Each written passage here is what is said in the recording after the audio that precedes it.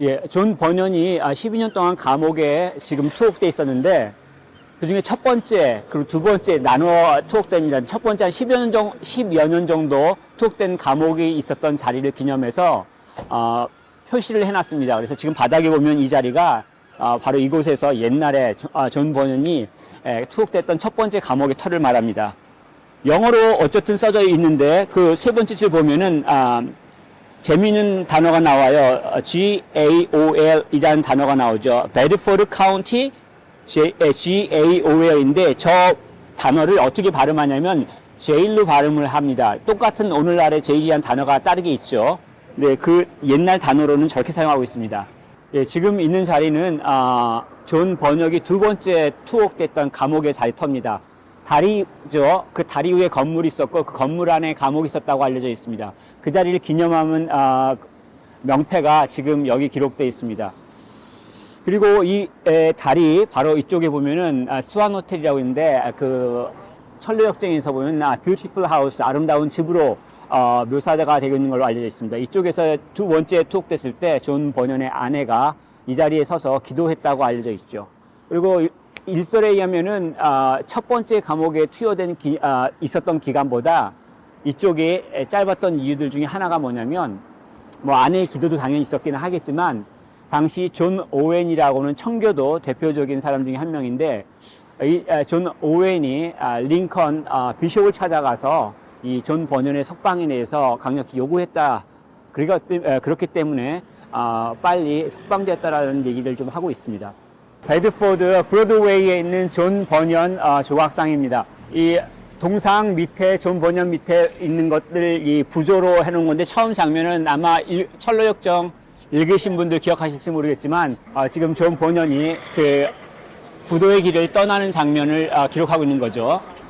그리고 이 장면은 철로역정에서 보면 어떻게 보면은 가장 중요한 장면이기도 하고 신앙인들에게 있어서 가장 중요한 것이라고도 볼 수도 있어요.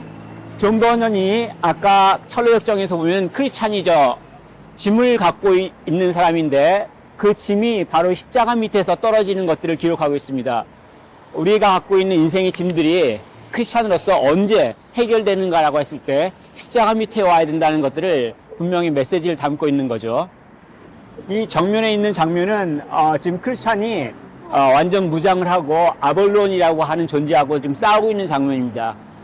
예수를 믿는다는 것들이 영적인 전투 가운데 참여한다는 것들을 가르쳐주고 있죠. 존 버년 발 뒤편에 사슬이 보이는데 이 존 버년이 12년 동안 감옥에 갇혀 있었다는 것들을 상징적으로 표현하고 있습니다.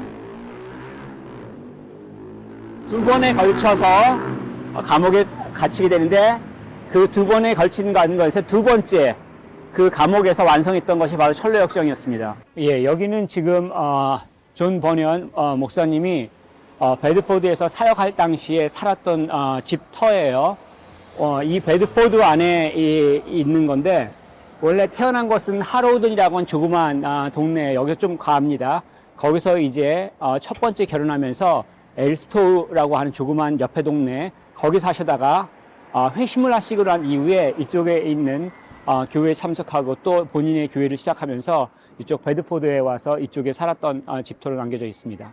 예, 여기가 존 버년 생가 태어난 곳인데 옛날엔 집이 있었어요. 근데 허물고 지금 얼마 전에 이 생가터만 기념하기 위해서 이렇게 비석을 세웠죠. 여기까지 오기는 참 힘들어요. 일반적으로 이제 포스트 코드 찍고 도저히 올 수 없는 곳입니다. 그래서 아는 사람만 올 수 있고 한참을 밭을 통과해야 돼요. 나중에 보이실지 모르겠지만 뒤가 다 밭이에요. 존 버년이 태어난 곳이 시골 중에서도 완전히 시골이었다는 것. 근데 교육도 못 받은 상태. 그리고 인생도 사실은 땜장이로서 어떻게 보면 힘들다라는 것들을 우리가 알 수가 있을 터인데 나중에 설교했다고 감옥에 넣기도 하고 그럼에도 불구하고 그 마지막에 철로역정이라는 불후의 대명작을 썼다는 것을 보면서 하나님께서는 누구도 쓰실 수 있다는 것, 또 그 하나님께 소망을 드는 사람들이 또 언젠가 하나님께서 쓰시기를 바랄 수 있다는 것들 다시 한번 생각하게 됩니다. 존 버년 목사님이 당시에 섬기셨던 교회죠. 원래는 헛간이었는데 19세기 말에 그 헛간을 헐고 이런 벽돌 건물로 세워서 지금까지 오고 있습니다. 지금 여전히 독립침례교 교회로서 여전히 역할을 감당하고 있습니다. 저쪽에 보면 존 버년 뮤지엄이 있습니다. 당시 이 영국 상황, 특별히 존 버년 목사님과 관련돼서 댐 수리하는 것들, 다른 여러 가지 것들을 하고 있는데, 오늘 마침 월요일이라 문을 닫아서 들어가지 못해서 좀 아쉽긴 합니다. 여기가 존 버년 목사님이 살던 두 번째 집이죠. 첫 번째는 하로던 그쪽 생갓, 그쪽에서 태어나고 자라고, 첫 번째 결혼을 한 다음에 그 옆에 있던 동네 읍이라고 할 수 있는 그 엘스토에 와서 살았습니다. 이것이 바로 엘스토고, 여기가 집터입니다.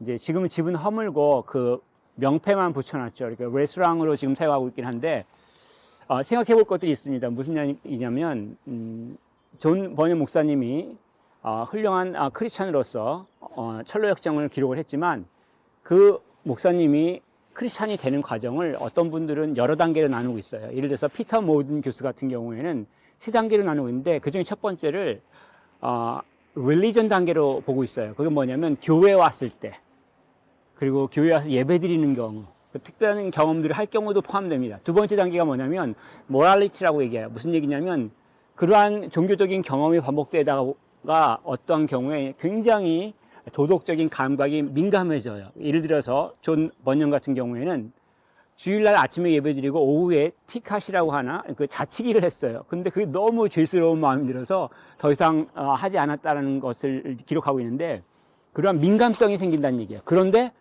이게 아직 진짜 크리스천은 아니라고 얘기를 하죠. 마지막 true conversion이라고 하는데, 이 세 번째 단계가 갈 때 참된 그리스도인이라고 얘기를 합니다. 이걸 굳이 나눈 이유는 뭐냐면, 우리가 믿음의 여정을 시작할 때, 어려움을 경험할 때 내가 어느 단계에 있느냐에 따라서 반응이 전혀 달라지고 있습니다. 만약에 릴리전이나 모랄리티 단계에 있으면 그냥 무너져요. 반면에 트루 컨버전 단계에 있다면, 정말로 크리스천이 됐다면 그 가운데 예수님을 붙들고 그 가운데 주시는 힘과 위로를 경험할 수가 있다는 얘기예요. 그렇기 때문에 사실은 굳이 나누는 것들을 소개해드리고, 아직 그 존 버년 목사님조차도 이 엘스토에 살았을 당시까지만 하더라도 완전하게 크리스찬이 되지는 못했다는 것들을 기억할 필요가 있습니다. 여러분들은 혹시 어느 단계인지 모르겠습니다.